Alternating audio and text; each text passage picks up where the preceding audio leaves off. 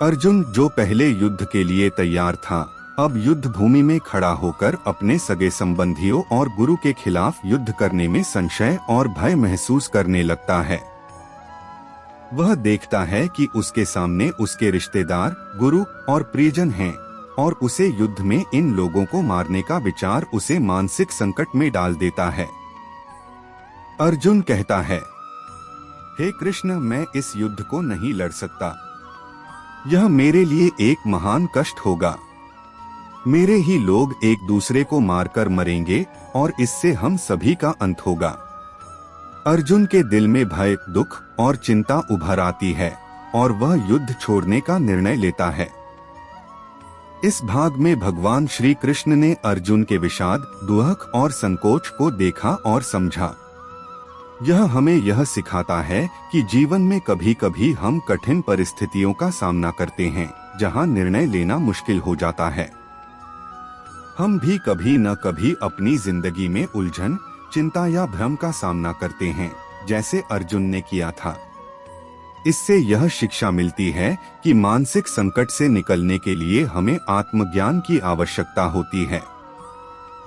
हमें किसी भी समस्या का हल सिर्फ बाहरी परिस्थिति में नहीं, बल्कि अंदर से आत्मविश्वास और सही मार्गदर्शन के माध्यम से ढूंढना होता है। संघर्ष और निर्णय। अर्जुन का संघर्ष व्यक्तिगत है, लेकिन वह हर व्यक्ति को अपने जीवन के किसी न किसी मोड़ पर महसूस हो सकता है। गीता का पहला भाग यह भी सिखाता है कि संकट का समय जीवन का एक हिस्सा है, लेकिन किसी भी कठिन परिस्थिति में सही निर्णय लेने के लिए हमें स्पष्ट सोच, समझ और मार्गदर्शन की आवश्यकता होती है। अर्जुन को संदेह और संकट में गिरने की बजाय उसे अपनी कर्मभूमि पर डटे रहकर अपने धर्म का पालन करना चाहिए। श्री कृष्ण का उत्तर, कर्म का महत्व। इस भाग में श्री कृष्ण ने अर्जुन से यह कहा कि वह न तो शरीर है और न ही मृत्यु के बाद समाप्त होने वाला अस्तित्व। आत्मा शाश्वत और अमर है और हमें आत्मा के दृष्टिकोण से ही सोचने की आवश्यकता है।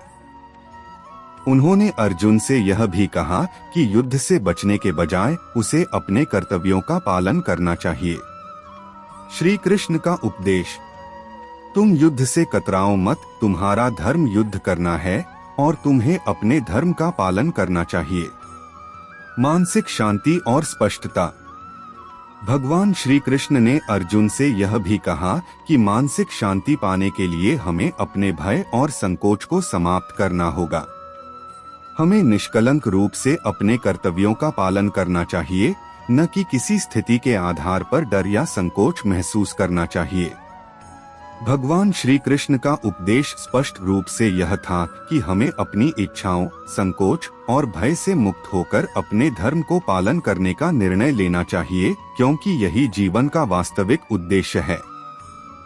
संक्षेप में गीता के पहले भाग का संदेश।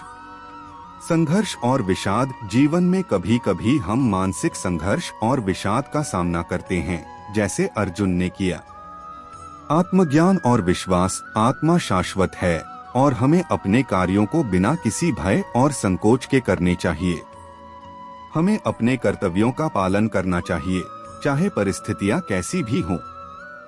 जीवन में अपने धर्म का पालन करना और सही निर्णय लेना, यह भगवद गीता का मुख्य उद्देश्य है।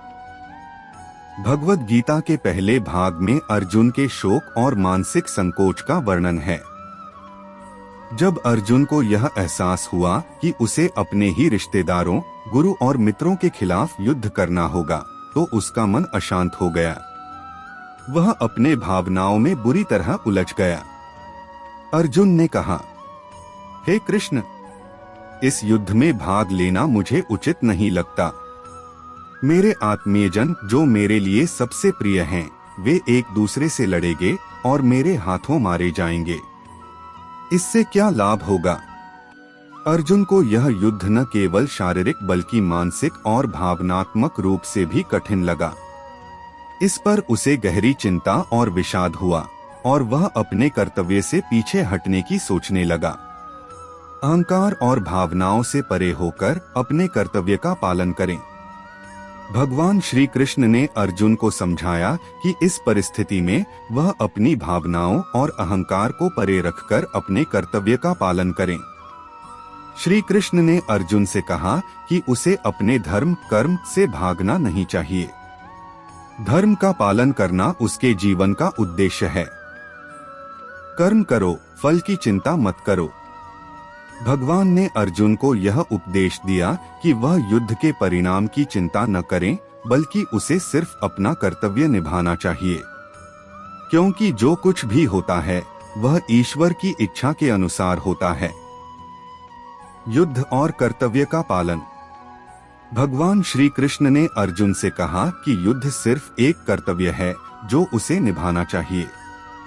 किसी भी परिस्थिति में व्यक्ति को अपने कर्तव्यों को बिना किसी अपेक्षा के निभाना चाहिए। अर्जुन के लिए उसका कर्तव्य एक योद्धा के रूप में युद्ध करना था।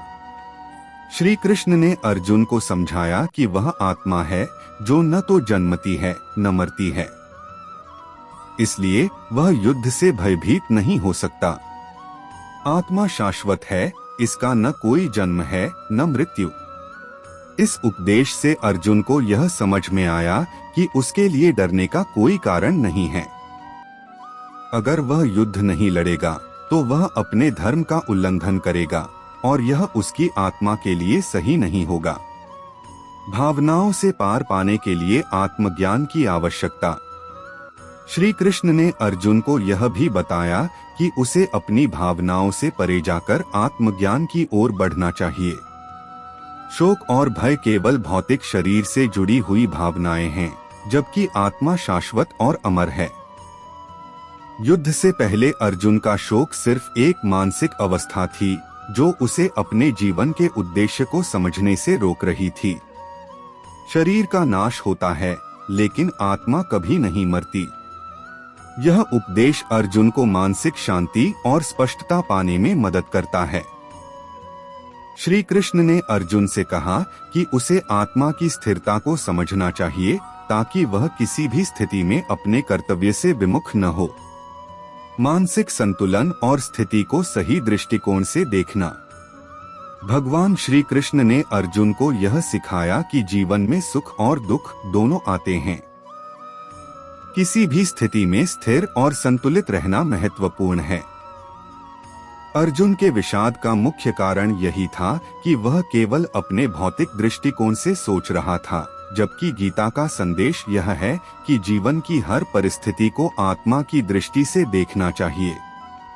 सुख और दुख में समान रहना ही जीवन का वास्तविक योग है। यह उपदेश हमें यह सिखाता है कि हमें मानसिक संतुलन बनाए रखना चाहिए, चाहे हमारी परिस्थिति कैसी भी हो।